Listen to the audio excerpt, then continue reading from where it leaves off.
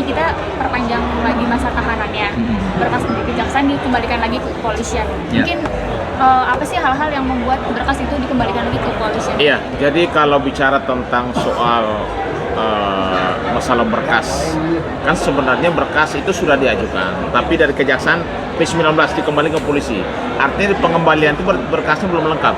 Ada petunjuk dari jaksa terkait dengan beberapa hal yang harus dipenuhi oleh pihak kepolisian. Biasanya seperti itu. Nanti kalau sudah lengkap, nanti namanya tahap 2 P21 antara si tersangka dan barang bukti itu diserahkan kepada jaksa, dan jaksa nanti akan melanjutkan untuk proses persidangan. Itu tahapan daripada kasus pidana.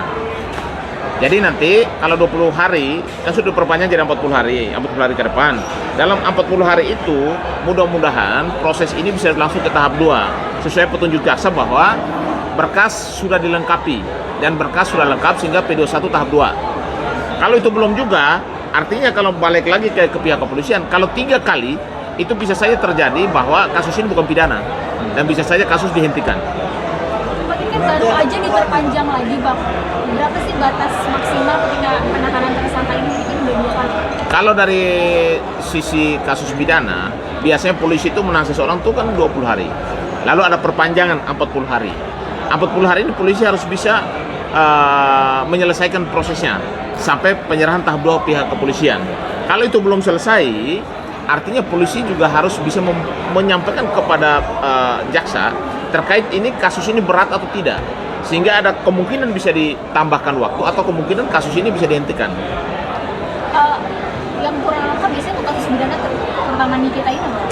Jadi kalau menurut saya, kalau memang berkas ini P19 bisa 3 kali bolak-balik berkas, tidak bisa di P21 kan tahap 2, Nikita Mirzani bisa dibebaskan. Tidak perlu rapid ya, Bang? Tidak perlu rapid. Artinya jaksa melihat bahwa ini perkara tidak perlu harus naik ke proses persidangan.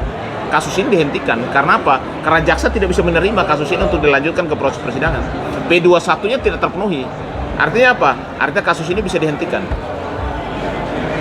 Bisa SP3 itu loh. Berarti kan bukan indikasi Nikita seperti itu ya, Bang?